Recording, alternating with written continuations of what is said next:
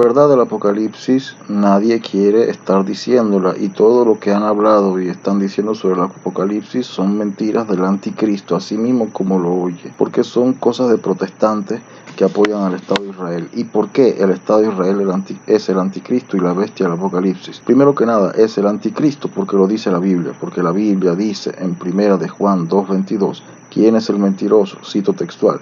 ¿Quién es el mentiroso sino aquel que niega que Jesús es el Mesías? Ese es el anticristo. Fin de la cita. Así que el anticristo es aquel que niega que Jesús es el Mesías. ¿Cuál es la religión que niega que Jesús es el Mesías? Es el judaísmo. Así que el judaísmo es el anticristo.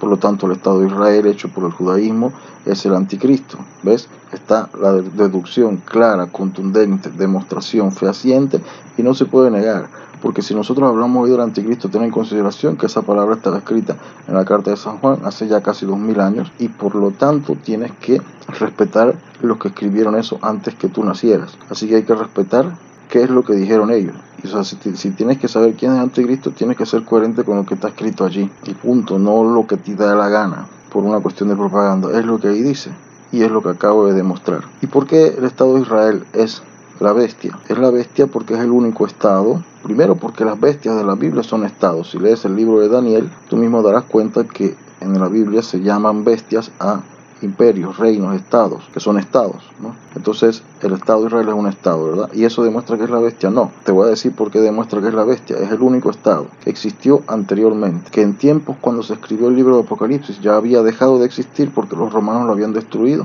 el reino de Judea, en el 69-70 después de Cristo. Así que para cuando se escribe Apocalipsis, poco después de eso, o hacia finales, o a mitad de los años 90 del primer siglo, por allá se escribió Apocalipsis, no más de ahí, porque si no, ahí tenía 80 años San Juan, pero ya además de ahí ya no puede vivir 100, sería mucho. Es decir, entonces, más o menos ahí se sabe, todo el mundo concuerda que se escribió el Apocalipsis. Por lo tanto, ya el Estado de Israel ya no existía. El antiguo Estado de Israel, reino de Israel, reino de Judea, ya no existía. Y hoy en día ha regresado. Entonces, eso concuerda perfectamente con Apocalipsis 17, versículo 8, donde dice que la bestia existía, ya no existe, o sea que en ese momento ya no existe. ¿En ese momento cuándo? A finales del siglo I, porque ya los romanos lo habían destruido. Y dice, pero regresará, tiene que regresar para ir a perdición. Así que el único estado que encaja con esa descripción se llama el Estado de Israel. No hay ningún otro, no hay ningún otro. Mira que el Imperio Romano en ese momento existía perfectamente, vivo y perfectamente vivito y coleando con todo. Entonces prácticamente el único estado que encaja con la descripción de la bestia que tenía que regresar es el Estado de Israel, que regresó. O sea que no ha regresado para quedarse para siempre ni nada, sino para ir a su perdición. Porque eso es lo que dice ahí. Porque eso es el único estado que encaja con esa descripción que dice allí. Así que tiene que ser ese. Y no hay otra manera. No hay manera de negarlo. Rigurosamente hablando, no hay manera de negarlo. Y no es cuestión de respetar el contexto histórico, porque es que el contexto histórico también es el contexto actual. Así que no es histórico del todo. Nunca ha dejado de ser. Así que decir que sea histórico como algo ya pasado es en realidad equivocado y lo voy a demostrar. En la antigüedad los fenicios, los grandes comerciantes del rey Salomón, tenían colonias en todo el Mediterráneo antes que Roma existiera. Eran los grandes comerciantes. Salomón tenía una flota de naves de Tarsis, dice la Biblia, de Tarsis, un lugar que dicen que sea Tartesos en España. O sea, que parece que llegaban hasta allá. Entonces, estos eran los grandes comerciantes. Hoy en día, ¿quiénes son los grandes comerciantes del mundo que financian, controlan las rutas comerciales marítimas, financian a los estados? O sea, que le compran títulos de estado a los estados. O sea, los estados reciben dinero gracias a estos grandes comerciantes que controlan la finanza internacional, que financia a los países, a los estados, comprándoles bonos del tesoro, o sea, títulos de estado. Son los banqueros judíos. Los banqueros Rothschild tienen en su dominio toda la finanza internacional, es decir, el Estado, en vez de crear su propio dinero, vende títulos. ¿Y quién es el que crea el dinero para comprar títulos? Pues los Rothschild, los judíos, porque controlando todo, pueden darse el lujo también de, por así decir, imprimir dinero, que en realidad sería crear nuevo dinero, que imprimir no es del todo perfectamente cierto, porque el dinero impreso o sea, del billete es solamente un 3% del dinero existente, es solamente para el utilizo común y corriente. Pero imprimir dinero en el sentido de crear nuevo dinero inexistente sí lo hacen. Los banqueros sí lo hacen. No solamente los bancos centrales, más aún que los bancos centrales, los banqueros privados. Y entonces lo hacen y financian a los estados y todos dependen prácticamente de esta finanza internacional que domina a los reyes del mundo, como dice Apocalipsis 17, versículo 18.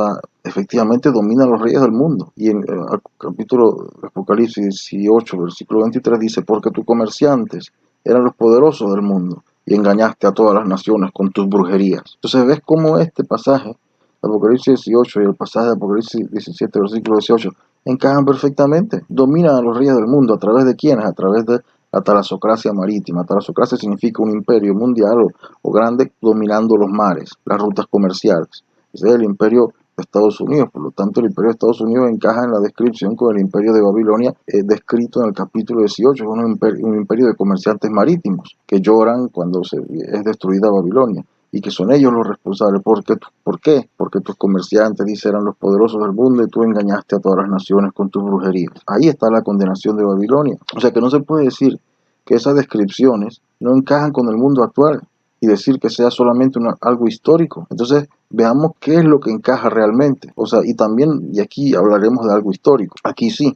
la destrucción de Babilonia, de la Babilonia de la cual habla el Apocalipsis, es algo histórico. Algo que ya ocurrió, pero quizás no ha ocurrido del todo. Y ahora veremos el por qué. Porque cuando tú lees Apocalipsis 17, rigurosamente hablando, el que conoce de la Biblia, el que sabe de Biblia, realmente sabe muy bien que Apocalipsis 17 está citando el capítulo 16 del libro de Ezequiel, en el cual se dice que Jerusalén es una ramera, la peor ramera de todas. Se dice ahí en el capítulo 16 que Jerusalén es la peor de todas las rameras, peor que Sodoma y Gomorra, peor que todas las rameras. Las ciudades son rameras. Ahí en el capítulo 16 de Ezequiel, en efecto, ves el capítulo 17, la gran ramera es la gran ciudad, está escrito en el versículo 18. Y ahí dice que Jerusalén, dice, hijo del hombre, notifica a Jerusalén sus abominaciones. Es decir, Jerusalén cometió abominaciones. Ahí te dice también cuáles son.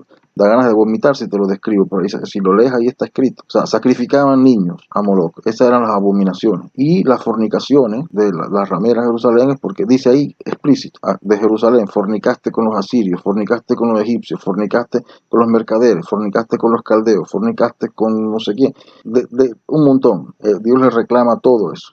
Incluso Dios ahí les dice a los habitantes de Jerusalén que ellos anularon el antiguo pacto que él había hecho con sus antepasados. Eso para quienes andan hablando de que no, que el sábado, eso fue anulado. ¿Por quiénes? Por los habitantes de Jerusalén. Ahí lo dice en Ezequiel 16. Lo dice explícitamente. No es que me lo invento yo, ahí está explícito. Lo que pasa es que no sabes leer y no quieres leer lo que lees, ni siquiera. Entonces, ¿qué también dice ahí? Que dice que Dios, en cambio, será fiel a su pacto, el que él había hecho con los antepasados allá en el Sinaí, y hará un nuevo pacto eterno. O sea, esa es la coherencia de toda la Biblia.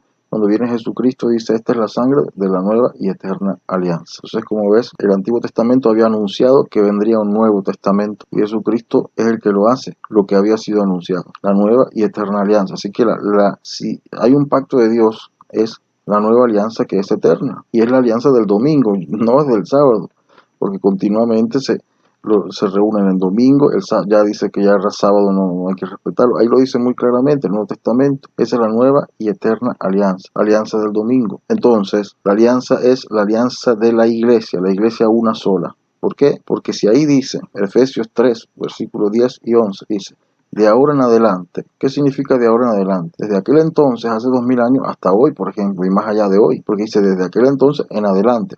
Ahora, si tú no le crees a la Biblia, yo digo, vamos a ser coherentes con lo que ahí dice, dando a lo que allí dice. Sed serios, seamos serios, y entonces veamos lo que ahí dice. Ahí dice, de ahí en adelante, de aquel entonces, que fue hace 2000 años en adelante, o sea que hasta hoy y más allá de hoy, para siempre. Lo cual concuerda con el hecho que dice Jesucristo y con la nueva y eterna, o sea, para siempre. Nueva alianza, para siempre. ¿Ves? Para siempre. De ahí en adelante, Efesios 3:10. La divina sabiduría se da a conocer por medio de la iglesia. O sea, ahí te dice por medio de no te dice por medio de las iglesias. O sea que ahí te está diciendo que la iglesia, según Jesucristo, es una sola desde el inicio hasta ahí para siempre. De ahí para adelante, una sola. No son muchas iglesias, es una sola. Tan cierto que Jesucristo también dice, mi iglesia, dice, las fuerzas de la muerte no prevalecerán contra ella. ¿Ella quién? Contra mi iglesia, dice Jesucristo. Entonces mi iglesia, dice mi iglesia, entonces está hablando de una sola. Que las fuerzas de la muerte no prevalecerán significa que siempre quedará existiendo. Entonces esa iglesia, pues es la iglesia católica, por consecuencia lógica, inopugnable, porque recordemos, la iglesia ortodoxa comienza a existir 10 siglos después. Antes era una sola iglesia, y siempre había estado la potestad de la iglesia de Roma sobre toda la iglesia universal. Siempre, el mismo Ireneo de León santo incluso también de la Iglesia Ortodoxa, que lo reconoce. En el siglo II, en su libro Adversus a Hereses, también Clemente Romano, el escrito del siglo I, contemporáneo de los apóstoles, también lo reconoce. Y San Juan nunca dijo nada en contra, también lo reconocía. La potestad de la Iglesia de Roma es por ser la sucesión más famosa apostólica, la sucesión de San Pedro y Pablo, pero San Pedro quien tenía las llaves. Entonces eso significa que también los papas, por consecuencia lógica, tienen las llaves y tienen la potestad sobre toda la iglesia, así como San Pedro era también el príncipe de los apóstoles, a quien Jesús da personalmente las llaves. A ti te daré las llaves del reino de Dios, dice Jesucristo a Pedro. Entonces ahí está la cosa. Ahora, todo esto es así si tú crees en el Evangelio, si tú crees en lo que dice aquí, ahí en el Evangelio, en la palabra de Jesucristo. Si no crees, pues no crees, nadie te obliga a creer, pero yo estoy diciendo siendo coherente con lo que ahí dice, riguroso. Y la análisis histórica no se puede decir que sea histórica, porque si ahí dice de ahí para adelante, significa que también es actual. Entonces ves que la confusión histórica no existe, porque no es historia todavía, siempre es actualidad, porque en total coherencia con lo que ahí está escrito. Pues yo no tengo la culpa de ser coherente. Eres tú que no quieres ser coherente y que buscas explicaciones, otras explicaciones de los supuestos eruditos del mundo, que ¿qué van a entender? No van a entender nada. Y también lo podría demostrar, pero sería muy largo y será para el próximo video. Lo cierto es que entonces Jerusalén fue destruida por los romanos. Entonces ya cayó la Gran Babilonia, ¿ves? Ya cayó, o sea, tiempo conjugado en pasado. Dice, porque ellos asesinaron a los profetas y ahora tú les has dado de beber sangre, se lo han merecido. Apocalipsis 16, versículo 6, si no me equivoco ahí. Entonces ves, cuando Jesucristo, si todo el mundo ha leído en el Evangelio, ahora no recuerdo el versículo exacto, cuando Jesucristo dice, tengo que ir a Jerusalén porque no hay ningún profeta que haya sido asesinado fuera de Jerusalén. O sea, que él está diciendo, todo Jerusalén, Jerusalén, que matas a los profetas y apedreas a los que te son enviados por Dios.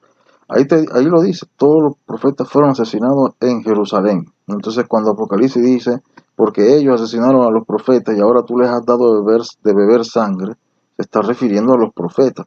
Cuando se refiere a los cristianos dice los mártires, o sea, los mártires y a los profetas antes de Jesucristo, y también al Señor, porque ahí dice, Apocalipsis 11, versículo 8, está escrito, los dos testigos fueron ahí, los cadáveres de los dos testigos estuvieron ahí en la gran ciudad, que tiene diferentes nombres figurados, en sentido figurado, pero que dice, la gran ciudad donde fue crucificado el Señor. O sea, la gran ciudad, ¿cuál es? Es aquella donde fue crucificado el Señor. Eso lo dice ahí, Apocalipsis 11, versículo 8. Y en Apocalipsis 18, ¿cuántas veces dice la gran ciudad, refiriéndose explícitamente a Babilonia, la gran ramera, gran ciudad, Babilonia? Lo dice 6 veces.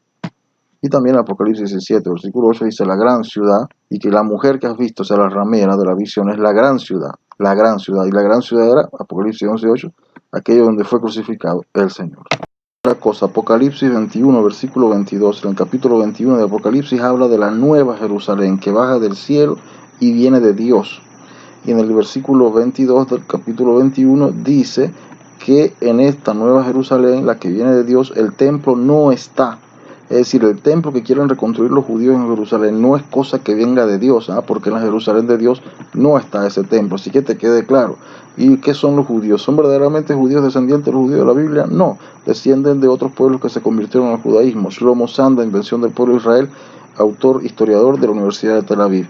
Y también son la sinagoga de Satanás. Dicen ser judíos, pero no lo son, sino que son sinagoga de Satanás. Apocalipsis 2, versículo 9, Apocalipsis 3, versículo 9. Y el 38, versículo 11, si no me equivoco, dice que Gog y Magog irá a conquistar Tierra Santa, ¿no?, contra un pueblo indefenso sin murallas. Entonces estos eran los palestinos que eran indefensos sin murallas, no Israel, que no es indefenso, está armado hasta los dientes. Así que la profecía no encaja con Israel, pueblo de Dios, sino con Israel, Gog y Magog, que se disfraza de judíos. Eso es lo que encaja en la profecía, esa es la verdad. Los políticos no están financiados por la gente que los vota, sino por los Rothschild, los grandes banqueros judíos. Entonces, todos los políticos del mundo también son parte del sistema del anticristo, de la gran ramera mundial, talasocracia mundial marítima comercial, imperio angloamericano. Es la gran ramera. Entonces, si hoy tiene que volver a ocurrir la caída de Jerusalén, que ya ocurrió, ya y aún no del todo, porque así es la Biblia, ya y aún no del todo, entonces va a tener que ser destruido todo el imperio mundial y quizás el mundo entero. Y eso vendría siendo ya el día del Señor, el día del de la ira de Dios. Dies irae, dies illa.